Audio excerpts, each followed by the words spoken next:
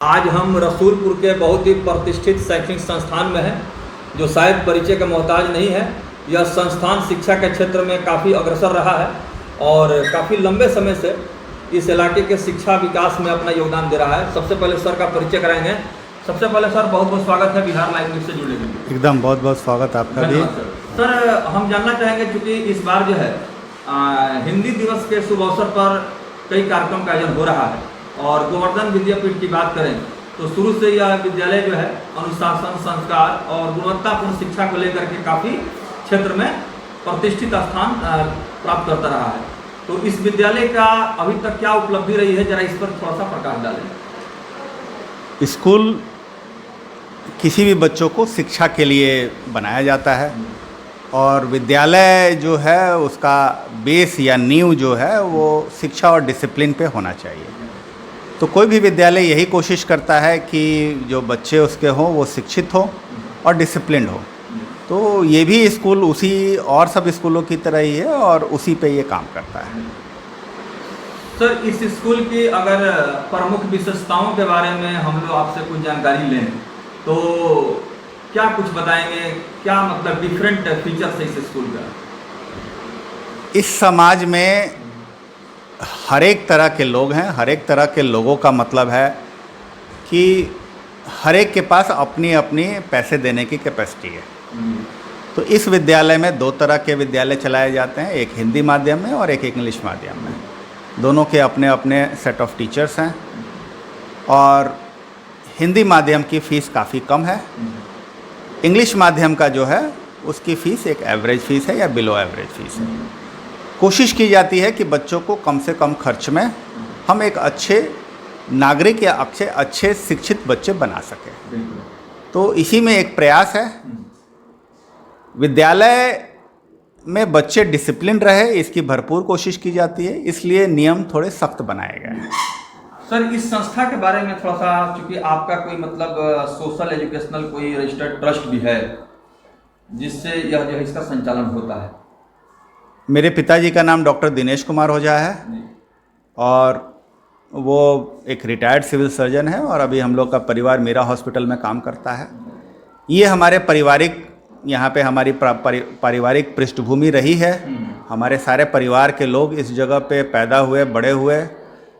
तो ऐसा मन में आया कि क्यों ना इसको एक विद्यालय बना दिया जाए और इसको आगे की तरफ समाज के विकास के लिए, लोगों के विकास के लिए और बच्चों को शिक्षित बनाने के लिए इसको प्रयास किया जाए। तो बिल्डिंग बना दी गई। सारे जो नॉर्म्स थे भारतीय सीबीएसई के हिसाब से सारे बिल्डिंग के नॉर्म्स बना दिए गए। सारी फैसिलिटी इनकॉर्पोरेट कर दी गई। अच्छे कोशिश करते जाते हैं कि अच्छे अच्छे शिक्षक हमारे स्कूल से जुड़ते जाएं और जैसे जैसे शिक्षक जुड़ते गए हैं वैसे वैसे स्कूल का विकास होता गया है। तो सर शिक्षा और चिकित्सा के क्षेत्र में आपके परिवार का जो समर्पण है, इस तरह का मतलब जो है सोच कैसे विकसित हुई? क्योंकि चिकित्सा जगत में ऑलरेडी आपके परम पूज्य पिताजी, जिनका अपना अलग एक ख्याति है, और इस शैक्षणिक संस्थान को स्थापित किया गया इस सुदूरवर्ती ग्रामीण क्षेत्र में और काफ़ी दूर दराज के बच्चे शिक्षा प्राप्त कर रहे हैं। इस तरह का इंस्पिरेशन कहाँ से मिला? पहले मेरे परदादा एक वैद्य हुआ करते थे और उन्होंने, जिनका नाम गोवर्धन जी था, उन्होंने यहाँ पे पहले एक आयुर्वेदिक कॉलेज की स्थापना की थी 1960 के आसपास और बाद में किन्हीं कारणों से वो नहीं रहे और वो विद्यालय बंद कर दिया गया।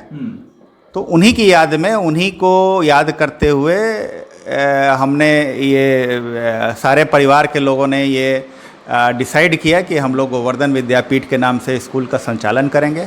सारे परिवार का सहयोग मिलता गया और स्कूल बनता गया और स्कूल का विकास होता गया। ठीक है, तो यही कारण था उसमें। सर जो आपके परदादा जी थे, जो उस समय के आयुर्वेद के बहुत ही जानकार व्यक्ति थे, यानी वैद्य थे, और उनके स्मृति में इस प्रकार का एक आदर्श शैक्षणिक वातावरण बनाना और एक विद्यालय को स्थापित करना, तो कहीं ना कहीं इससे पता चलता है कि शुरू से ही आपके परिवार के पूर्वजों का भी सोच समाज के विकास और उत्थान के लिए रहा है। हाँ, हमारा परिवार, ये बात सही है कि हमारा परिवार काफ़ी हद तक या पूर्ण रूप से शिक्षा के प्रति समर्पित रहा है। मेरे परिवार में आज की डेट में भारत सरकार द्वारा 18 डॉक्टर्स हैं जो कि भारतीय चिकित्सा जगत से मान्यता प्राप्त हैं और वो अलग अलग जगह शैक्षणिक संस्थानों में काम करते रहे हैं। तो उन सब का योगदान रहा है और हम सब की आज अभी के समय में आप अशिक्षित होकर बहुत दूर अपनी ज़िंदगी में नहीं चल सकते हैं, तो कहीं ना कहीं आपको शिक्षित होना ही पड़ेगा। ये भी एक सवाल आता है कि हम जहाँ पे पैदा हुए पले बड़े उस जगह को हमने क्या दिया। तो इसी कॉन्सेप्ट में एक न्यूनतम फीस पे स्कूल को चलाने की एक सोच थी कि हम स्कूल को यहाँ पे स्कूल को स्थापित करें और उसको चलाएं। सर, आज के समय में जिस तरह से एजुकेशन क्षेत्र में कमर्शलाइजेशन बढ़ा है और एक समय था कि सेवा भावना के तहत विद्यालय की स्थापना होती थी और आपका कंप्लीट एक मोटिव है एजुकेशनल, तो बहुत सारे ऐसे लोग भी विद्यालय को आजकल मतलब जो है स्थापित कर रहे हैं जो बिजनेसमैन हैं। शिक्षा से उनका कोई लगाव जुड़ाव या संबंध नहीं है, लेकिन व्यवसाय के माध्यम से उन्होंने इस चीज़ को हासिल कर लिया और स्कूल उन्होंने इस्टेब्लिश कर दिया। लेकिन आपके बारे में जहाँ तक जानकारी है, शुरू से आपका फैमिली जो है कंप्लीट इंटेलेक्चुअल रहा है और शिक्षा के क्षेत्र में काफ़ी उन्होंने अपना एक अलग स्टेटस बनाया है क्षेत्र में। तो आप जैसे लोग अगर विद्यालय स्थापित करते हैं तो जाहिर सी बात इसका इम्पैक्ट बहुत ज़्यादा अच्छा होगा। तो क्या कहेंगे in the field of education, mentality of commercialization increasing day to day? जैसे जैसे बाजार बढ़ता जाएगा आप कमर्शियलाइजेशन से भाग नहीं सकते हैं। हर किसी को जीने के लिए पैसा चाहिए। अब कितना पैसा